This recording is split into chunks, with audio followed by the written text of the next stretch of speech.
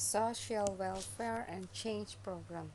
The responsibility for most formal public health and social welfare programs rests primarily with government and only secondarily with private and religious organizations. From 1970 to 1990, considerable investment was made in roads and in health stations in rural and urban areas, but basic infrastructure is still lacking in many areas. Sewage and waste disposal are still poor in many urban areas, and pollution affects canals and rivers, especially in newly industrializing areas such as West Java. Welfare program.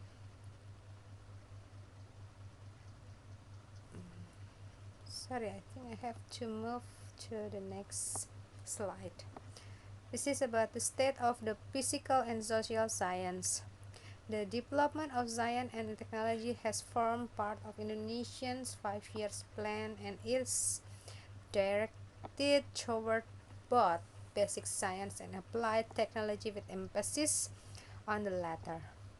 Health, agriculture, and animal husbandry, defense, physical science, and applied technology have had priority. The Indonesian Institute of Science has its headquarters and many libraries in Jakarta, and its task is to oversee and encourage research in diverse fields, to coordinate between institutions, and to advise on national science and technology policy. It also approves research by foreign scholars.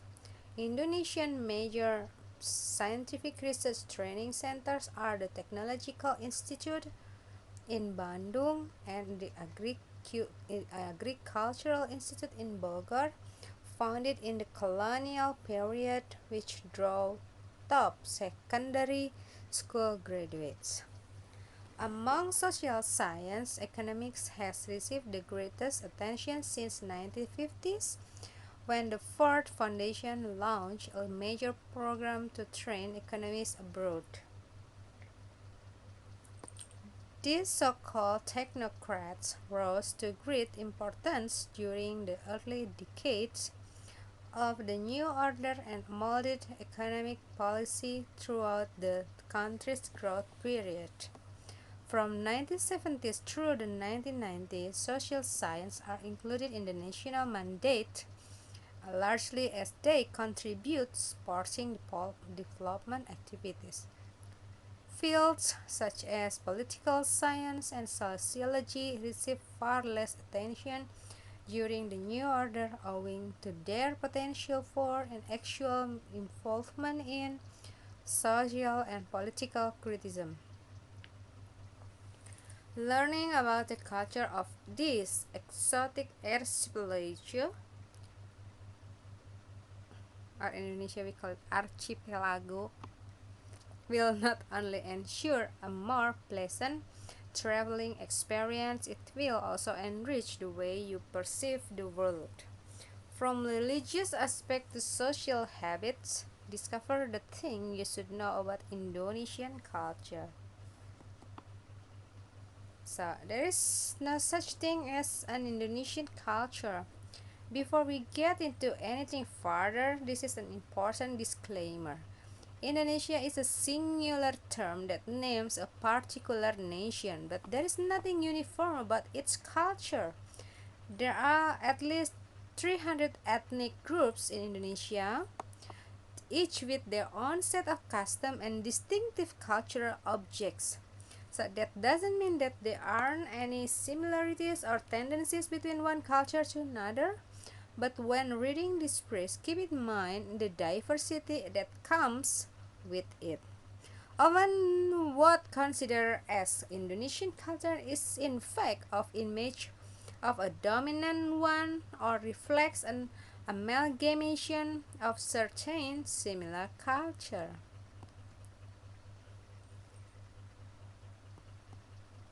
Religious commitment come first. When in Indonesia, you will see Balinese present the offering first thing in the morning, or employees dropping everything for prayer time. And no matter what religion they uphold, Indonesians are generally very spiritual. They take their religious practice with seriously, and that is reflected in daily rituals, ceremonies, even the grandness of their place of worship. So there are six religions in Indonesia. Indonesia is notorious with its huge Muslim population, the largest in the world despite being a secular country by law. But Islam is just one of six official religions acknowledged in the country, such as Islam, Protestantism, Catholicism, Hinduism, Buddhism, Confucianism. And in Bali, for example, the dominant religion is Hinduism, and there are localities when there are more Christian and Muslim. And Indonesia with hundreds of traditional belief systems. Indonesia diversity extends to the variety of belief system as well. Many communities still live traditionally and still uphold the religion and practice of their ancestors, often unique to the locality, but to categorize, many belief systems draw from animism, dynamism, and totemism. In some communities, those beliefs interact with tradition or influenced by another mainstream religion, resulting in a myriad of unique practice.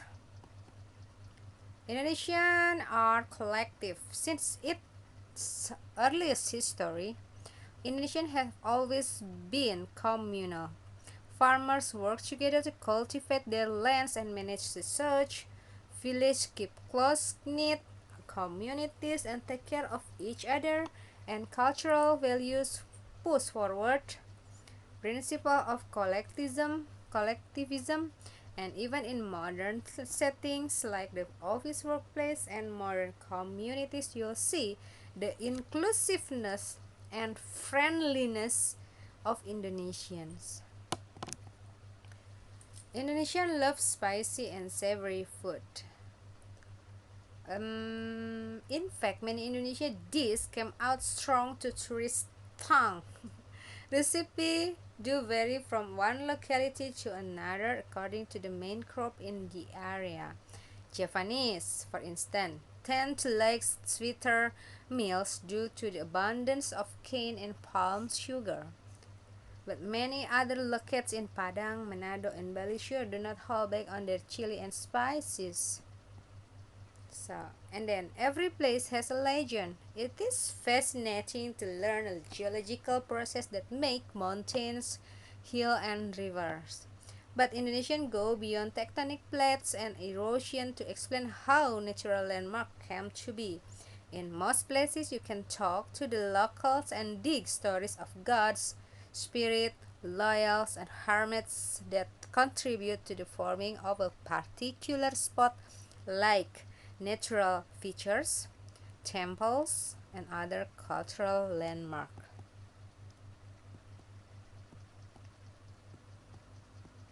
Yeah, I think that's all for this session. See you.